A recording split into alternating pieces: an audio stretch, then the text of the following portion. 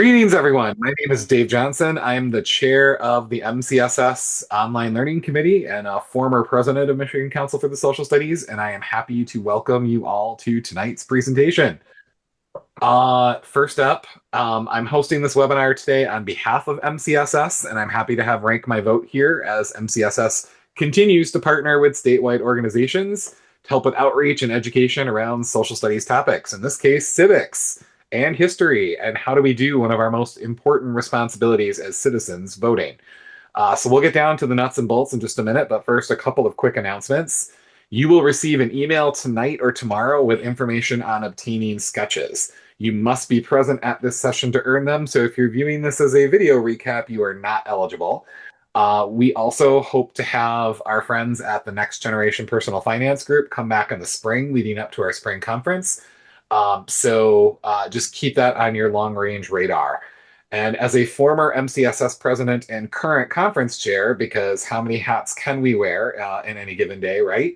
I would be remiss if I didn't take a second to plug our annual conference taking place this year at Grand Traverse Resort and Spa, April 10th and 11th, 2026. It will be 2 days of incredible learning up in Traverse City as we talk all about media literacy and social studies, with special guests like Carl Azuz from The World from A to Z. So do not miss this incredible conference. And finally, we will be back, like I said, in late winter with our more from our friends from Next Gen Personal Finance. So stay tuned for more details about that. In just a second, I'm going to introduce you to Alex Perrin from Rank My Vote.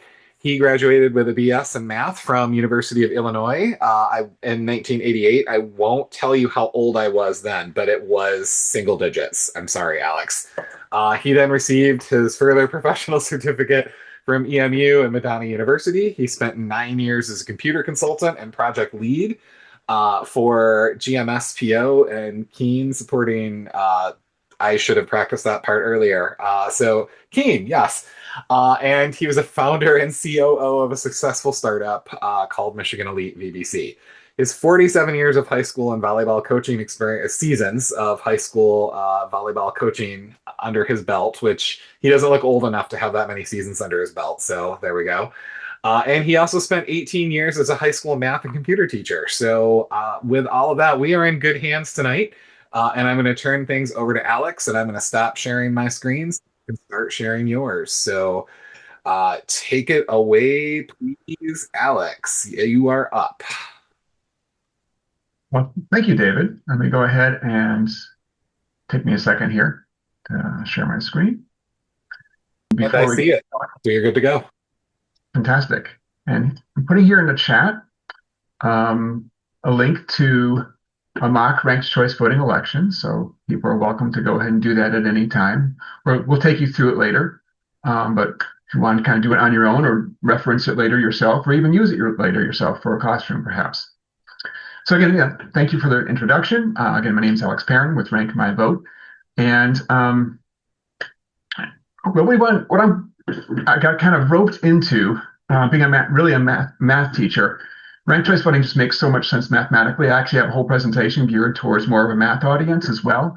And it's just so elegant and such a improved solution, because at the end of the day, election systems are fundamentally mathematical systems. So that's kind of why it's so attractive. And that's why a lot of our initial people signing up to be in Ranked My Vote were engineers and mathematicians and people with basically strong math backgrounds, because it just does make sense.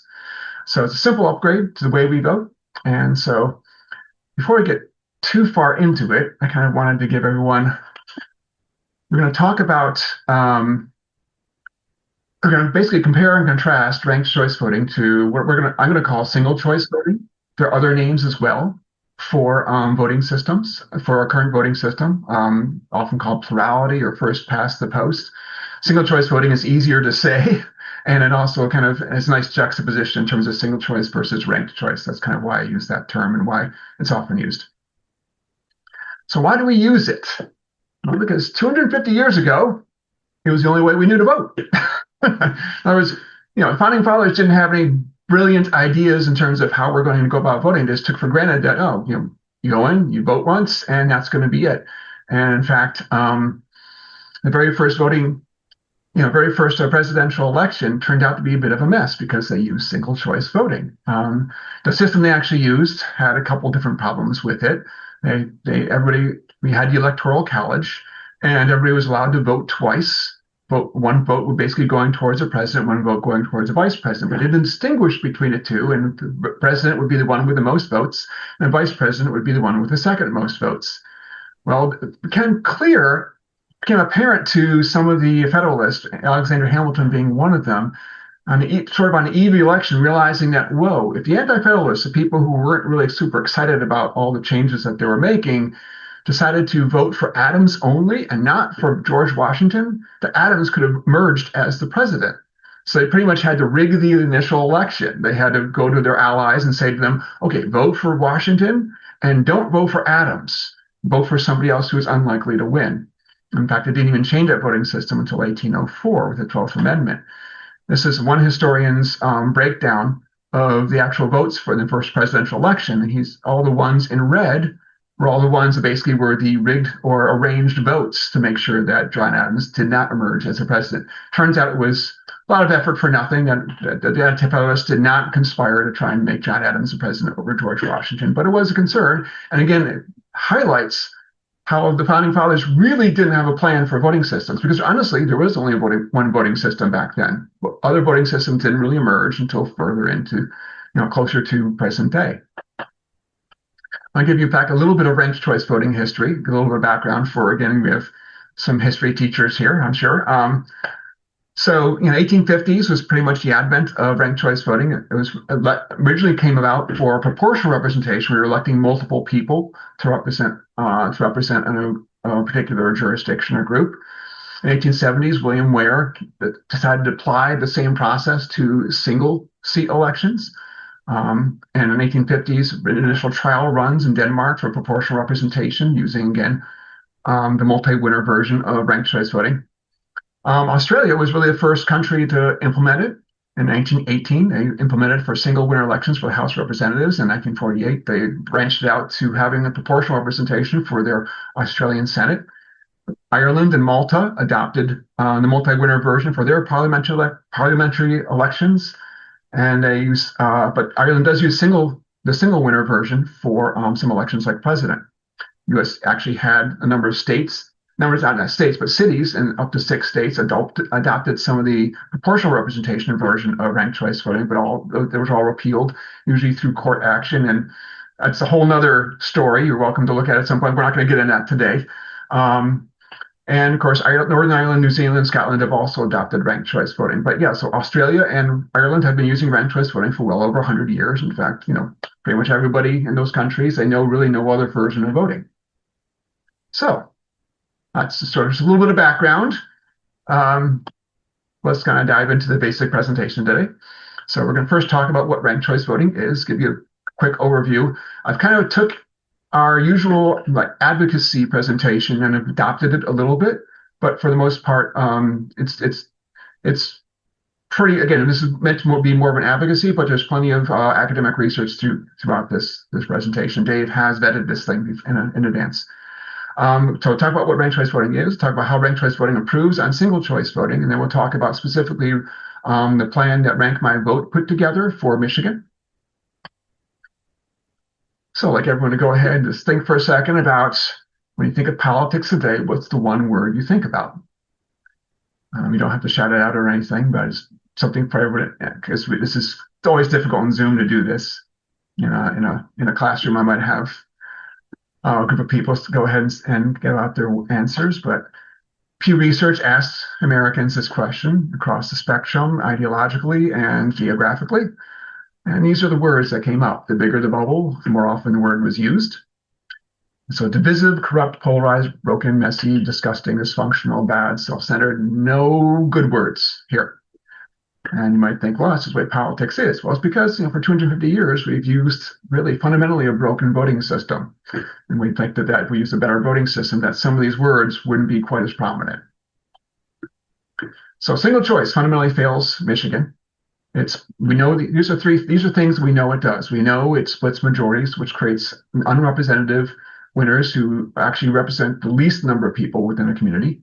increases negativity and disenfranchisement within the community, and it fuels divisions that make governing difficult. You've heard these words like "don't waste your vote," "lest you're two evils," "spoiler." These are all words that are typically used with single choice voting. We'll get into some more detail behind this. I'm just trying to lay out the case for why we do want the change. So we don't think that it's the people involved. A lot of people like to blame politicians, but we don't think it's the politicians. We think it's the structure, the incentive structure built by single choice voting that creates these kinds of problems. And we think we need a better system, ranked choice voting, a system where the whole community votes their hopes, not their fears. So let's talk about how it works. So on the left here is a ranked choice voting ballot, a pretty typical one, just for a single election. So on the left is candidates A through D, and across the top is the rankings for those candidates as you express your preferences. Ranked choice voting is known by several names. It's known by ranked choice voting is what we typically refer to it here in America. In Australia, it's referred to as preferential voting. Instant runoff voting was sort of an original name for it and still used from time to time. And we'll get into why it was called instant runoff voting in a minute. So you can see it's pretty straightforward. This particular ballot has candidate A ranked first, candidate C ranked second, candidate B ranked third, and candidate D ranked fourth. And we're going to go ahead and take you through that mock election. So once again, we have the mayor of Candytown. The QR code takes you to the same website. And here is our mock election for the mayor of Candytown. And I'll take you through my thought process of how I would fill out this ballot. I am allergic to dairy, so I'm a bit of an extremist voter when it comes to candy. So I'm going to vote for the one candy that I can actually eat, and that's Skittles. So my thought process in filling out the rest is, first, I can eat dark chocolate. The thing is, Hershey's Special Dark is not dark chocolate. It is pretending to be dark chocolate. It's masquerading as dark chocolate. It's actually milk chocolate. So I am not going to vote for Special Dark at all. Now, the thing about the ranked choice voting election, before I get too far, is I can stop right now. I can just vote for one and call it a day, just like today. But the more votes I express, the more preferences I express, the more power that I have as a voter. And we'll get into that a little bit later. So I'm going to go ahead and express more preferences here. So Butterfinger is pretty good. I like peanut butter, and when I was younger, before my dairy allergy really manifested, I would eat Butterfinger. And Kit Kat's not too bad. I like their jingle. And Heath, well, it's English toffee, so I'm going to vote American. So I'm going to put Heath down there at fourth. But again, Special Dark, I'm not even going to vote for it. I just, it's just a big fat liar candy to me. So I'll submit. We'll take a look at the preliminary results. So we've been doing this for a while. We've accumulated over 3,400 votes. And we can take a quick look at the initial results of the election. What we do first is we count all the first place votes. And those are the only votes we look at. And we can see that Skittles actually has an early lead over Kit Kat. That might be counterintuitive to you. You might say, well, not everybody's allergic to dairy. Why does Skittles get so many? Well, I think about it. There's, people generally like chocolate, in their candy. But we have 4 different chocolate bars running against one non-chocolate bar. And the non-chocolate bar kind of accumulated all the non-chocolate votes into one candidate. So if this was a plurality election or single choice election, Skittles would win. But ranked choice voting says, no, you have to win with 50% or more. So how do we get there? So what we do is, since no one has 50%, this dotted line represents half the votes, about 1,740 votes. We eliminate the last place candidate, in this case, Hershey Special Dark. Yes, Hershey Special Dark we eliminate. And everybody voted for Hershey Special Dark. We now look at their ballots and say, who is your next choice? And their next choice then becomes their new vote. So we had 252 Hershey Special Dark voters voted for Kit Kat second, 165 voted for Heath second, 70 voted for Skittles second, and 85 voted for Butterfinger second. So you can see, not surprisingly, most people voting for Special Dark voted for a candy bar as their second choice. So we can see Kit Kat has already taken the lead. In fact, Skittles has already fallen behind Heath. So once again, we still do not have the 1,700 required for 50% or more to win this election. So now we eliminate Butterfinger. And once again, we take a look at all the people who voted for Butterfinger and look at who is your top remaining choice. Oops. Sorry, my phone went off. All right. And so we can see that Kit Kat is again taking a bigger lead. Keith is kind of making up a little bit of ground, but not much. And Skittles has now become the third place candidate. And again, we still do not have 50%. So once again, we eliminate the last place candidate, Skittles. And we can see now finally, once we have two competitors, one was definitely going to have more than 50%. So Kit Kat has now passed the 50% threshold, and Kit Kat has become the winner of this election. My cat is now meowing at me. Sorry, just to throw me off for a second. All right. So anyway, another way of looking at this is that this is also like a runoff election, just like Republicans do when they vote for their chairman in Michigan. Republicans run what's called a runoff election, and what they do is just like this: they have everybody vote, have their first vote, and if no one has 50%, they eliminate a competitor, and everybody goes back and re-votes among the remaining competitors. And they keep repeating that process until finally one candidate emerges as having 50% or more. Again, Republicans use this to elect their chairman of the Republican Party in Michigan. So that's a runoff election where they go back and re-vote. Instant runoff or ranked choice follows that same process, except that of course it only do it with one ballot. You only have to vote once. It follows the same exact logical process. So I don't know. Are we able to ask questions here? Is that okay? So yeah, do anybody have any questions about how the mechanics of ranked choice voting work? All right, so I guess we'll go ahead and move on. All right, so now we're going to talk about what does it mean now if we use this process to run elections? What are the implications? What are the consequences? So we're going to use another fictional election. If we use real elections, people get caught up into politics and they get emotionally involved. And so we try to avoid that by keeping it a little more amusing. So we have here Luke Skywalker against Darth Vader running an election. So as you can see, Luke Skywalker, and again, this is a single choice election. Luke Skywalker, light side of the Force supporters outnumber the dark side of the Force supporters in this particular jurisdiction. So Luke Skywalker wins the election. In fact, any voting system with a two-person election will always have the same result. And there's none that I know of that are any different than this.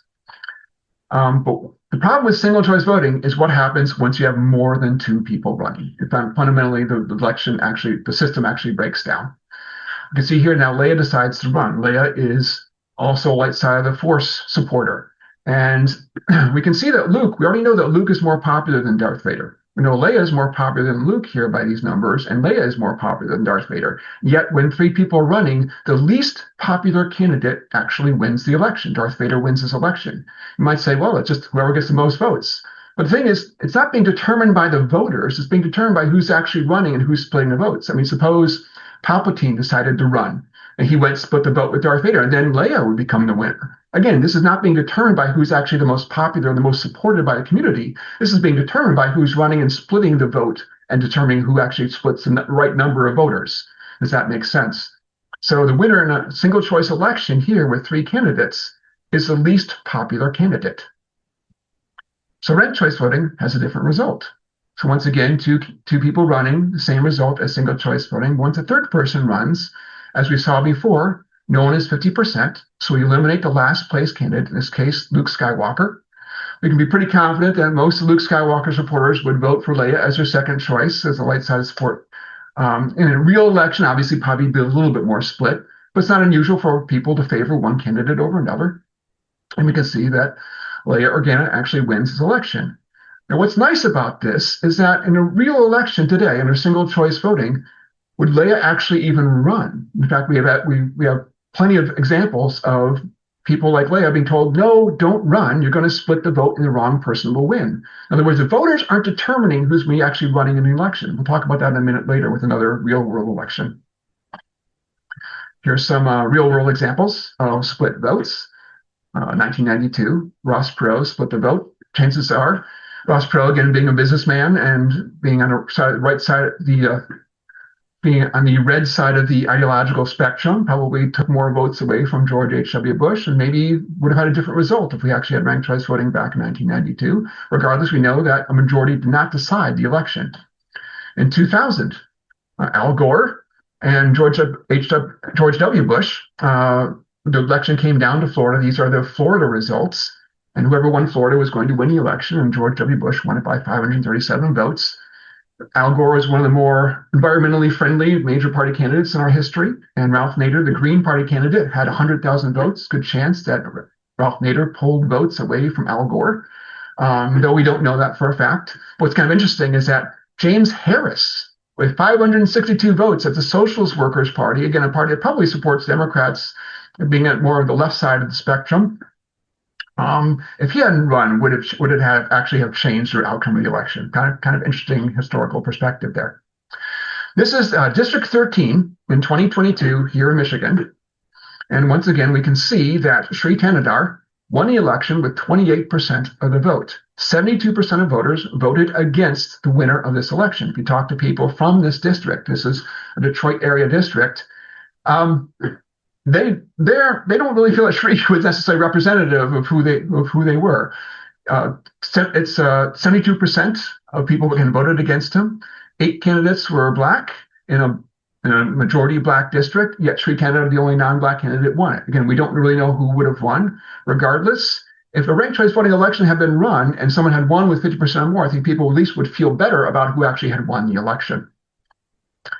This is our upcoming governor election. This is a fairly recent poll, about 2-3 months old, but still it's probably not too bad at this point. Here's the current favorites in the running. And we can see that Jocelyn Benson is the favorite on the Democratic side, John James is the favorite on the Republican side, and Duggan, of course, is running as the independent. And we can see that there's a significant split vote here. And we can see that the winner of the election is likely to have 60% of Michiganders not vote for them. That very well could be the least popular candidate, could be the one who wins. It could be a candidate who actually has 60% of Michiganders not like them, but that's not necessary for them to win the election in a split vote situation. So the second major negative to single choice voting is the necessary polarizing nature of the voting process itself. Looking at now from a politician's point of view. I was a coach for 47 seasons. Game theory is a big part of my background. And how are you going to play the game? You need to score more points than the other team. And when you play sports, the same kind of thing goes for elections. You need to score more points or get more votes than the other team. So when you're campaigning as a politician, all voters are worth 1 or 0. So you don't really care if voters like you. You don't, because if they're not going to vote for you, they're still worth 0 to you. You only care if voters love you. So it's a matter of you need to campaign first for voters to vote for you and you only. Ranked choice voting changes that incentive structure on its ear. If I'm not your first choice, I want to be your second choice. Now I have to have policies that campaign to more than just a small base of supporters. I need to reach out to more supporters to get those second and third choices as a candidate. This gets into a larger issue called the primary problem, which we can get into if we have time at the end and people have questions about it. But at the end of the day, 90% of U.S. House districts are not competitive. In other words, they're safe for either one party or the other. So in other words, that there's 62 million Americans who, where they vote, their vote, again, adds up to a total of 0 points to their representatives. 62 million Americans where their vote doesn't matter. I live near Ann Arbor. Any Republicans that live near me, their vote doesn't matter because there's no way it's going to be going red, so their vote counts for 0. There's no incentive for the politicians to campaign to voters of a different ideology. So what happens in ranked choice voting, it fundamentally creates more representative outcomes. New York City Council before and after ranked choice voting. On the left is before, on the right is after. And here is the actual demographic breakdown of New York City. You can see that New York City is much better, more accurately represented in its city council after ranked choice voting is implemented. Basically, fundamentally, more women and people of color run and win with ranked choice voting. Again, there's no disincentive to run. You're not told, don't run, don't worry about splitting the vote, because splitting the vote is no longer a thing to worry about. The voters will determine who the most popular, most community-supported candidate is. So ranked choice voting fundamentally makes campaigns more positive. Candidates use, we have studies that show this. It's in the notes for this particular slide. So candidates use fewer negative, neutral words, more positive words during debates. In Minneapolis, Minneapolis has been using ranked choice voting for over 20 years, by the way. After a mayoral debate, I think it was 2020, could be wrong on the year, all the candidates after the debate got together and sang Kumbaya. I'm not kidding. Because again, negative campaigning is punished under ranked choice voting because you get last place votes. And it's worse getting a last place vote than it is getting a second place vote in ranked choice voting. Candidates, as a result, have to focus more on the issues. And candidates will often, in fact, cross-endorse. Now, this is where it gets to, we have here the little spectrum at the bottom. So we have 3 light side of the force candidates and 1 dark side of the force candidates. Under a single choice election system, if you're a candidate B, your best campaign strategy is to mudsling against candidates A and candidates C. Why is that? Because those are the people you get votes from. You're not going to get any votes from candidate D. Again, single choice, it's only 1 or 0. So candidate, you're not likely to steal votes from the dark side of the force candidates. You got to steal votes from the other light side of the force candidates. So you have to campaign negatively under single choice voting.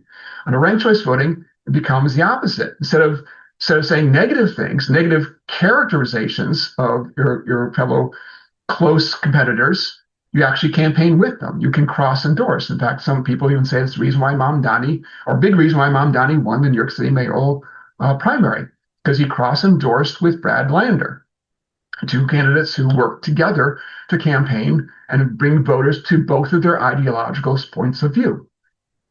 And what we actually have, this is the most fantastic thing about it to me, you have better bipartisan governance. We have studies showing that in both Maine and Alaska, we have quotes from famous politicians saying that under ranked choice voting, since you have to be elected with 50% or more, you have to have broader support to get elected, that the candidates, that the people actually want to get elected, have more in common because they have to be elected with a broader support. A great example of this recently in Alaska, they passed the Republican legislature in Alaska passed a budget. The Republican governor line item vetoed the education portion of that budget. I know this would hit home for some of you. And what was interesting is that, again, a Republican legislature, Republican governor, public legislature said, no, we want that education budget. And they worked together with the Democrats, 75% to override the Republican governor's veto. Republican-led legislature working with Democrats overrode Republican governor's veto, 75%. That's, again, under ranked choice voting, people all being elected under broad support, having more in common, being able to work together. So what do people think about that use ranked choice voting? So we know voter turnout is 17% higher in municipal elections where RCV is used. In New York City, before ranked choice voting, the mayoral primary attracted 400,000 voters. After the first round of ranked choice voting in 2021, 2017 was single choice voting. 2021 ranked choice voting went from 400,000 to 950,000 showed up. And in 2025, 1.1 million people showed up to vote. Ranked choice voting, again, negative campaigning depresses the voter turnout. People feel like, why bother voting? I hate all the candidates. Ranked choice voting with positive campaigning, with collaborative campaigning, encourages people to vote. You have more power as a voter. You can express more preferences, so people want to come out and vote.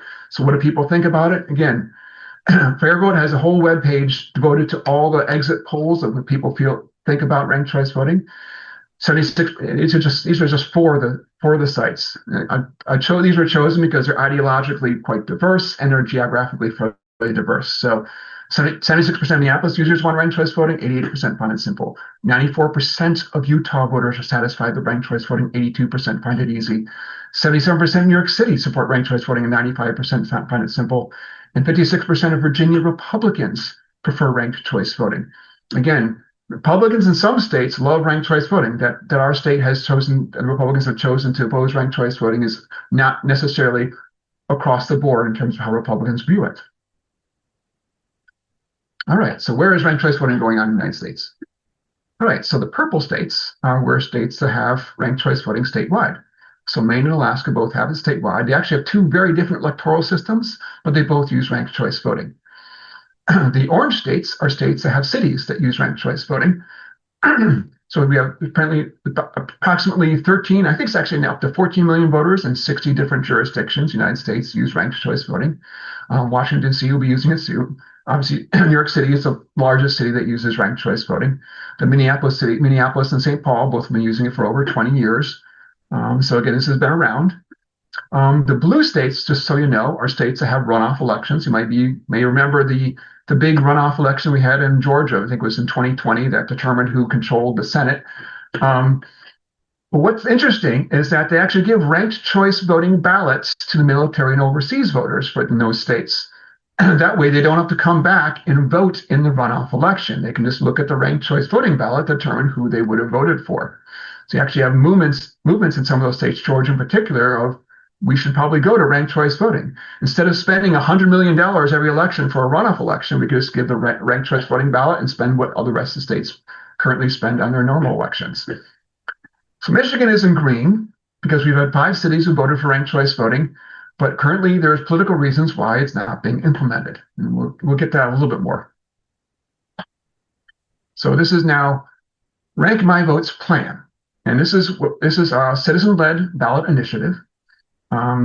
Again, when I did my ALLY class, I talked actually a little bit more about the progressive era in the United States, and allowing citizen-led ballot initiatives was a big part of that era. And Michigan was one of the states that took advantage of it. So we're going to take advantage of that here, or we're going to try to. So this is the current state constitutional amendment proposal. We want to enact ranked choice voting. And this is the only electoral change we want to make. There's a lot of other electoral changes that could be made. Again, Alaska chose to also change things like the primaries and other aspects of the electoral system. Michigan, all we want to do is do kind of similar to what Maine's doing. We want to enact ranked choice voting and replace single choice voting with ranked choice voting. So the major party primaries. So for president, governor, U.S. House, and Senate, will be ranked choice voting for both the primary and for the general election for the major parties. And then for the general election, we'll have those same four seats, along with the Secretary of State and the Attorney General. SOS is Secretary of State, AG is Attorney General. We're going to keep the same nominating process we currently have for Secretary of State and Attorney General. The parties get to nominate that on their own without going through an election. For the primary, for the actual general election, you have to vote on. We don't want to enable all the localities, the 5 cities. The 5 cities, so you know, are Ann Arbor, Royal Oak, Ferndale, Kalamazoo, and East Lansing are the 5 Michigan cities that have voted for ranked choice voting and are currently being prevented again by again, it's fairly complex idea, but it's being prevented by basically political reasons.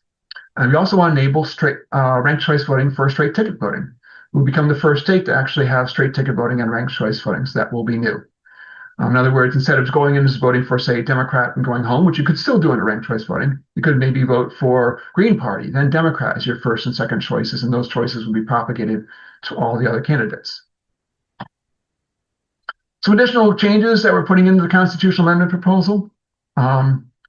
These first 3 things are voters' rights issues. They are currently in statute in Michigan. Timely inform voters of any important updates of however they vote. Allow voters who are in line at the time of poll closures to cast their ballots. And guarantee the right to use paper ballots in all elections. These are things, again, largely in statute in most of Michigan. There's a few places that don't have it, a couple of these. But the problem with if it's in statute, it means that the legislature can take them away. We want to move these into the constitutional amendment so the legislature cannot take it away, at least not easily. We also want to enable any and all write-in candidates. And we want to this is something that clerks have always wanted for a long time, and move primaries up from August to June. Right now, our primary is very close to the general election. It gives clerks a very short time period to get everything in place for the general election. So they've been wanting to move it up and create a greater distance so that they can better administer our elections. So how do we go about implementing a citizen-led ballot initiative? What's that process? And there's actually a lot more to it than just this, but I can answer questions as people have it. I was actually part of that process.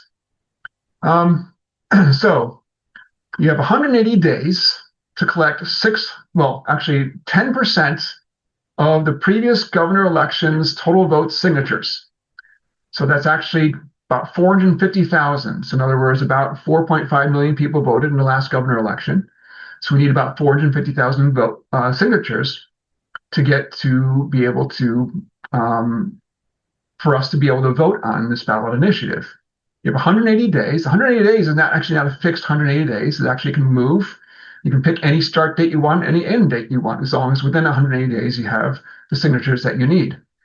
Um, but typically, wherever you start is that's usually the start. You don't move it because often the start date is a date you pick up a lot of signatures. You don't want to lose that date by moving a date further down.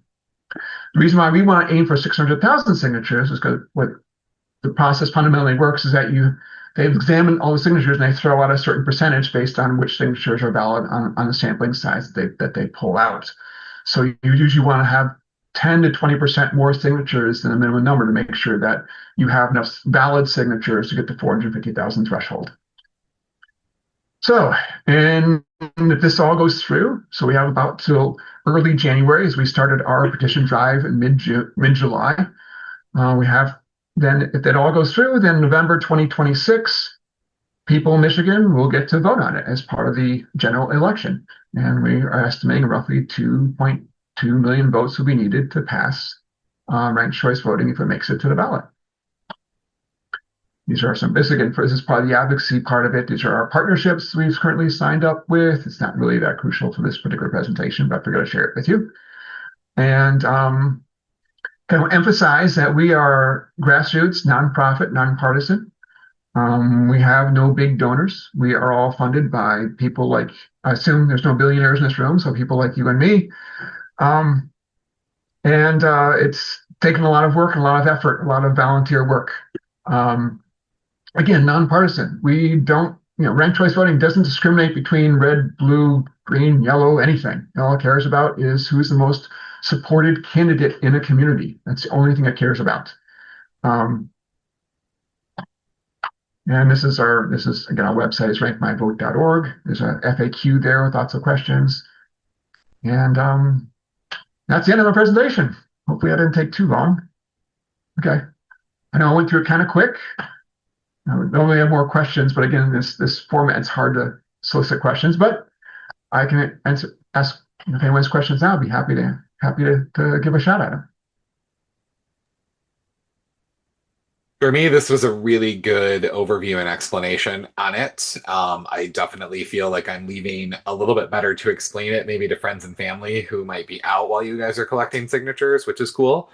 And it seems kind of complicated until you go through that Kit Kat candy bar example, and then it's like, oh, this is actually kind of cool. So for me, I really appreciated that. What about anybody else on the call? Questions or thoughts or things you want Alex to know or answer? Alex, a quick question. The clerks of Michigan have come out against ranked choice, and because they feel it's complicated and that kind of thing. What is the response of Rank My Vote to the clerks? We haven't done an official response yet, so I kind of hate to get too far into it. But so you know, that was a particular group of clerks. It wasn't like they called it unanimous, but it wasn't. And they basically parroted a lot of the points of the anti-RCV points of view. And that's probably all I really want to share with you, because I don't speak for the entire organization, and we haven't come out with our official response to it yet. I do know that I've spoken with a number of clerks who are very much in support of ranked choice voting. So it was a unusual result that we got. But we spoke with over 100 clerks who put together our proposal. We spoke with clerks who are very much in support of us, and we made a lot of accommodations to help make it easy on the clerks to implement this. Again, a lot of the talking points were, honestly, I'll be honest, they simply don't really hold water. Some of the things that they cited, unfortunately, aren't supported by clerks in other states who are administering ranked choice voting elections and not really having any particular trouble with it. But Thank you. That's the best response I can give you. I'm sorry that again, I don't want to speak beyond what an official response is going to be. I know there's one forthcoming. Totally fair. Thanks, Alex. Appreciate it.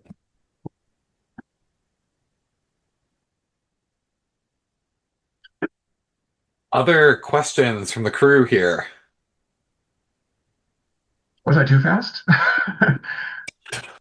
No, you're good. It's like I I have told a, you before. Oh, go for it. yeah, I have a question. Is there a way, and I didn't go to the website yet, to try to explain this to students or pre-service teachers? Um, do you have something on your website that I don't know, explains it in a way that they could get it? Like more of a handout type of situation is what you're Oh yeah, talking. just wondered yeah, like for high school students or pre-service, I teach pre-service teachers, and I know that they don't know a lot about electoral college. They don't even know a lot about voting. So I would love to try to explain this to them, but just wondered if there was good language. I love the idea with the candy bars, but then getting a little bit deeper. I just wondered if on the website there's good information resources to use. Yeah, there's a couple handouts that we have. In fact, actually, if you guys don't mind me, I can probably track down. I should have planned this ahead of time. That's the question I should have anticipated. Sorry, I didn't really think about Oh, that's that. okay. No, we can wait. This is great. I'm going to go to our volunteer portal, and on that portal, if I can find it, I'm a little nervous about finding because it's shoot volunteer portal home materials, and I think this might. Nope, that's not what I wanted. Um, I know we've got. Shoot, there's one particular flyer that I really like, and unfortunately, I'm not. Oh, here it is. There we go. That's it. And so if I can get this, and maybe I'll share this link, and hopefully, and if it turns out this link doesn't work, like you can't access it. But this is a one-page overview.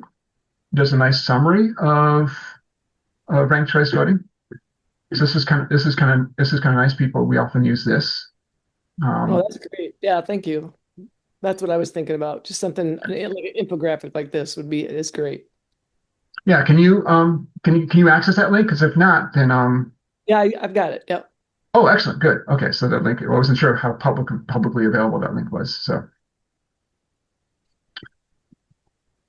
yeah, so this is a nice quick overview of not only ranked choice voting in comparison to single choice voting, but then the rank my votes particular policy.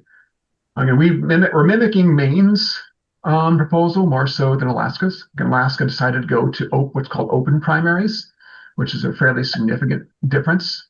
We're mimicking instead of Maine's, and because it was a simpler proposal.